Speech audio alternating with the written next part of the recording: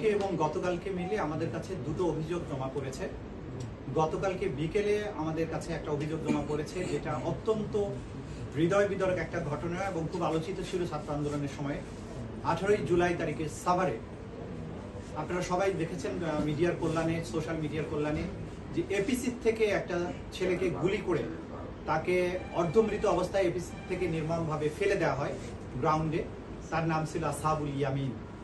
সে MIST অর্থাৎ military institute of science and technology সেখানকার ছাত্র ছিল। সে দুঃসাহসী ভূমিকা নিয়েছিল যখন পুলিশ নির্বিচারে গুলি করে ছাত্র আন্দোলনকারীদেরকে হত্যা করছিল।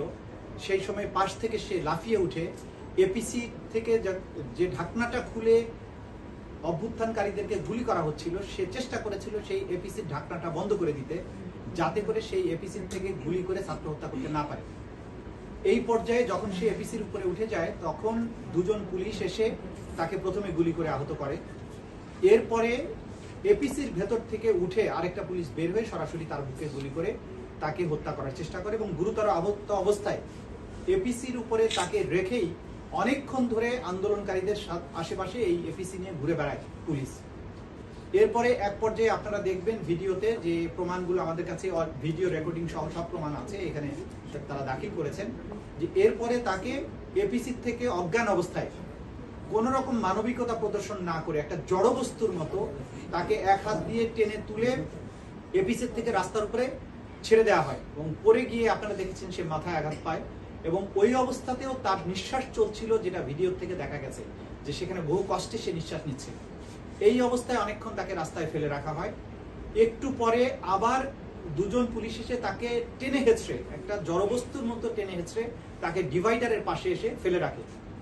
আরো কিছুক্ষণ পরে এসে তাকে দুজন পুলিশ আবার চ্যাংদালা করে ডিভাইডারের এই পাশ থেকে ওই পাশে তাকে নিক্ষেপ করে।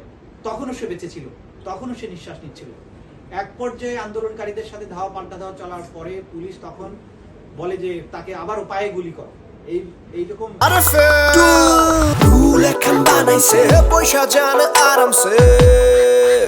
মৃত প্রায় একটা ছেলে, তাকে পায়ে গুলি করার জন্য বলা হয়। তখন ওরা পায়ে গুলি না করে এক পর্যায়ে যখন তাকে টিয়ার সেল, এর মধ্যে তারা বলে যে চাইনিজ রাইফেল দিয়ে তাকে গুলি করো। মানে মৃত্যু নিশ্চিত করার জন্য 4-5 বার গুলি করার পরেও তাকে চাইনিজ রাইফেল দিয়ে গুলি করার জন্য পুলিশকে নির্দেশ দিতে, এগুলো ভিডিওতে শোনা যাচ্ছিল, সবকিছু প্রমাণ এখানে আছে। শেষ পর্যন্ত চাইনিজ রাইফেল হয়তো অ্যাভেলেবল ছিল না ওই মুহূর্তে, তারপরেও তার বুকের উপর একটা টিয়ার সেল মেরে তারপরে ওখান থেকে পুলিশ পালিয়ে যায়। আহত অবস্থায় তাকে দ্রুত ওইখানে পাশাপাশি যে সুপার মেডিকেল কলেজ হসপিটাল নামে সাভারে একটা হসপিটাল আছে, সেখানে তাকে নেওয়া হয়। হসপিটালের গেটে গিয়ে তাই সে পানি চায়, পানি খায়, তখনও সে বেঁচে ছিল। হসপিটালের অথরিটি তাকে চিকিৎসা দেয়নি, তার জন্য গেটটা পর্যন্ত ওপেন করেনি। 1 ঘন্টা ধরে সেখানে ফেলে রেখেছিল কোন রকম চিকিৎসা ছাড়া। অ্যাম্বুলেন্স সাহায্য চাওয়া হয়েছে, সেগুলো নিয়ে যাতে তাকে বিভিন্ন হসপিটালে নেওয়া যায় সেটারও সাহায্য করেনি এই সুপার হসপিটাল অথরিটি। এইরকম একজন গুলিবিদ্ধ, একটা নির্মমভাবে গুলিবিদ্ধ একটা ছেলেকে বাঁচানোর জন্য ন্যূনতম চিকিৎসা সেবা দিতে অস্বীকৃতি জানিয়ে তারাও এই হত্যাকাণ্ডের সাথে আলটিমেটলি তাদের সম্পৃক্ততা এখানে প্রমাণ করেছেন। এরপরে অন্য একটা হসপিটালে নেওয়া হয়, ততক্ষণে সে মৃত্যুবরণ করে, শাহাদাত বরণ করে।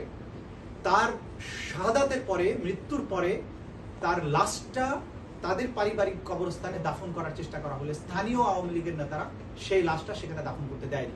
অবশেষে সাভারের ব্যাংক কলোনির যে কবরস্থান আছে সেইখানে তাকে নিয়ে দাফন করতে বাধ্য হয় তার পরিবার। আসহাবুল ইয়ামিনের এই ঘটনা ভিডিওর মাধ্যমে সারা বাংলাদেশে ছড়িয়ে পড়ার পরে মানুষ বেদনার্ত হয়েছেন। গোটা বাংলাদেশে আন্দোলন আরো দাবানলের মতো ছড়িয়েছে।